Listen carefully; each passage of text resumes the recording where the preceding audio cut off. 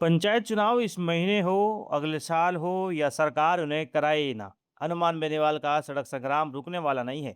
जो लोग ये गलतफहमी पाल कर बैठे थे कि बेनीवाल की ये तूफानी रैलियां और आंदोलन सिर्फ पंचायत चुनाव का दिखावा है, उन्हें पाली की सड़कों पर उमड़े इस जन सैलाब ने बहुत बड़ा जवाब दे दिया है। जब एक तरफ मुख्य विपक्ष यानी कांग्रेस आराम से बैठी है, तब दूसरी तरफ बेनीवाल के सिपाही बाड़मेर से लेकर बीकानेर तक किसानों के हक के लिए थानों के बाहर प्रशासन से सीधी टक्कर ले रहे हैं। आखिर क्यों जनता का भरोसा अब सिर्फ हनुमान बेनीवाल पर टिक गया है? नमस्कार, मेरा नाम है सलमान पठान। आप देखना शुरू कर चुके हैं रॉयल पत्रिका। आइए डिकोड करते हैं बेनीवाल के इस बिना चुनावी लालच वाले सड़क संग्राम और उनके लड़ाकों का पूरा सच। सबसे पहले इस सियासी गलतफहमी को दूर कर लीजिए। राजनीतिक गलियारों में चर्चा थी कि हनुमान बेनीवाल की मौजूदा सक्रियता सिर्फ आने वाले पंचायत राज चुनाव के लिए है, लेकिन सच्चाई ये है कि पंचायत चुनाव चाहे अक्टूबर में हो, मार्च में हो या टल जाए, बेनीवाल का क्रेज और उनका काम कम नहीं होने वाला। पाली में जिस तरह जेसीबीओ से फूल बरसाकर उनका भव्य स्वागत किया गया, वह भरसक मोहब्बत दिखाती है कि जनता उन्हें चुनाव के चश्मे से नहीं बल्कि एक लड़ाके के तौर पर देखती है। बेनीवाल की ये लड़ाई चुनाव दर चुनाव नहीं, बल्कि मिशन 2028 तक अनवरत जारी रहने वाली है।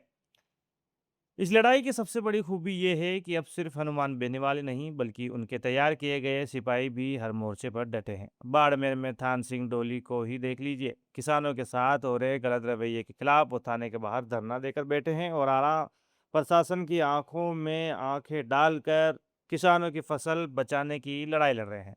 इसी तरह होशियार में श्रवण चौधरी और बीकानेर में विजयपाल बेनीवाल ने झंडा बुलंद कर रखा है। लड़ाकों को इस बात से कोई फ़र्क नहीं पड़ता कि चुनाव है या नहीं, इनका सीधा उसूल है जहाँ जनता के साथ गलत होगा, ये वहीं प्रशासन से भिड़ जाएँगे। आज अगर सत्ता और प्रशासन के दंश को कोई झेल रहा है, तो वो है आम जनता और किसान। प्रदेश में तकनीकी दौर पर मुख्य विपक्ष कांग्रेस है, लेकिन ज़मीन पर वो विपक्ष का काम करती नज़र नहीं आ रही है। आज रियल ऑपोजिशन की भूमिका पूरी तरह से हनुमान बेनीवाल और उनकी आरएलपी निभा रही है। जब किसानों के अधिकारों की बात आती है, तो जनता को आस, उम्मीद और भरोसा बेनीवाल के साथ अधिकतर दिखाई देता है।